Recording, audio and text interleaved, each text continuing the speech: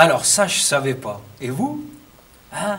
Paraîtrait que prendre du poids, ça serait peut-être un devoir religieux.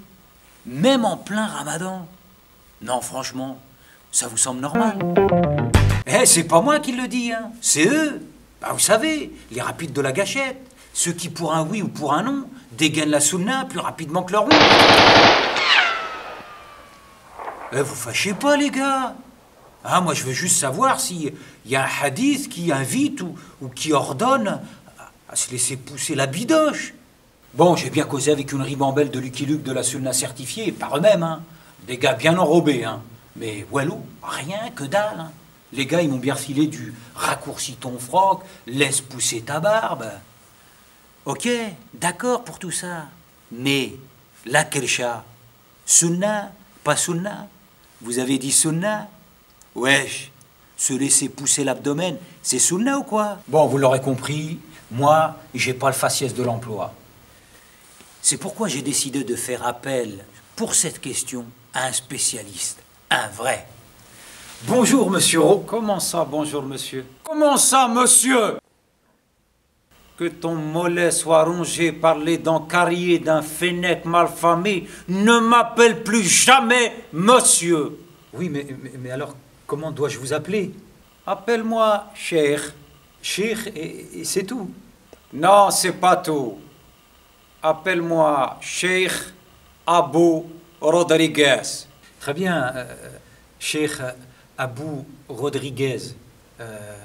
Pourriez-vous donc répondre à cette question, à savoir, se laisser pousser la panse, c'est une sunna ou pas? Toutes les écoles sont unanimes à ce sujet, à l'exception de l'école maternelle et primaire.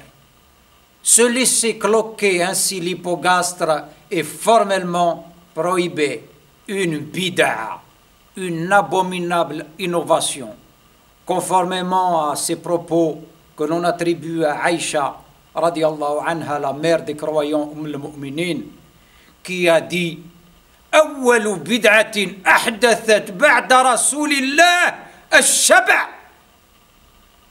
La première des innovations qui est apparue après la mort du prophète, alayhi salatu wassalam, ça a été d'être repu, de manger à satiété. Alors vous-même, Cheikh Abou Rodriguez, m'a-t-on dit, et on m'a confié, que vous étiez de l'école de Omar ibn al-Khattab en matière de prise de repas, c'est cela? Tout à fait d'accord. Puissent tes géniteurs être satisfaits de toi. En effet, Omar avait l'habitude, lorsqu'il mangeait, de ne manger que d'un plat. Un jour, alors qu'il était invité, on lui a présenté un second plat, et il a eu cette parole fort éloquente. Ata'amun ba'da ta'am? Se peut-il qu'il y ait un plat à manger après que nous ayons mangé? C'est pour cela que je suis de cette école. Moi-même, je prends un plat dans lequel je mets l'entrée, le plat de résistance, le dessert, le pain, les amuse-gueules, la boisson. Un seul plat. Vous êtes également, m'a-t-on dit, un grand jeûneur. Vous jeûnez toute l'année, n'est-ce pas? Puisse ton père ne jamais te déshériter. Effectivement, effectivement.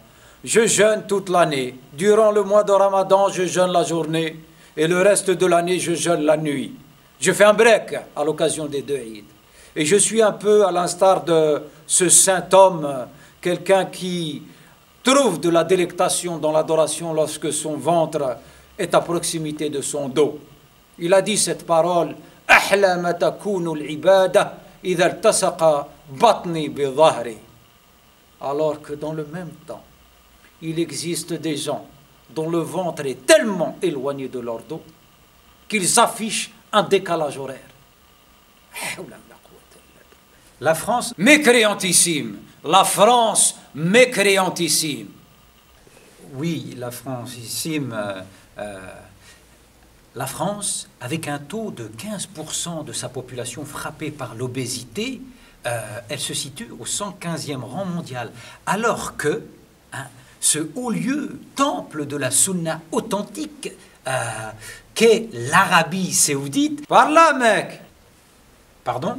Tu me demandes l'Arabie saoudite. Je te réponds, par là, mec. Oui, l'Arabie, quant à elle, est classé 11e, avec un taux de 35%. Alors, cher Abou Rodriguez, qu'est-ce que ça vous inspire? Une énorme farce. Voilà ce que cela m'inspire.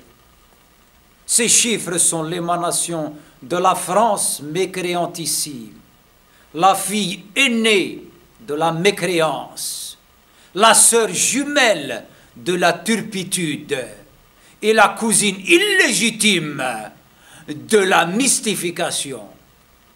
La France ment, c'est évident. Et vous-même, on ne peut pas dire que vous soyez... Quoi? Puisses-tu te faire encorner par la bosse d'une chamelle rouge du Hijaz? Oserais-tu dire que je n'ai pas le physique d'un lévrier, c'est ça? Oui, c'est vrai que je ne l'aurais pas formulé comme ça, mais c'est vrai que quand même... Eh bien, sache que c'est un effet d'optique lié au charisme que j'exerce sur l'insignifiante créature que tu es. C'est pour ça que tu me vois plus gros et plus grand que toi. Mais en réalité, je suis à peine plus épais que toi. Mais... Il n'y a pas de mais. Si tu n'es pas capable de discerner vérité aussi éloquente, alors change tes yeux. Alors se laisser pousser la bidoche, sunna, pas sunna. Vous avez dit sunna, sunna sélective. Le débat est ouvert. En tout cas, il ne me reste plus qu'à vous dire à bientôt. Et merci à vous, cher Abou Rodriguez. Mais de rien, c'est normal.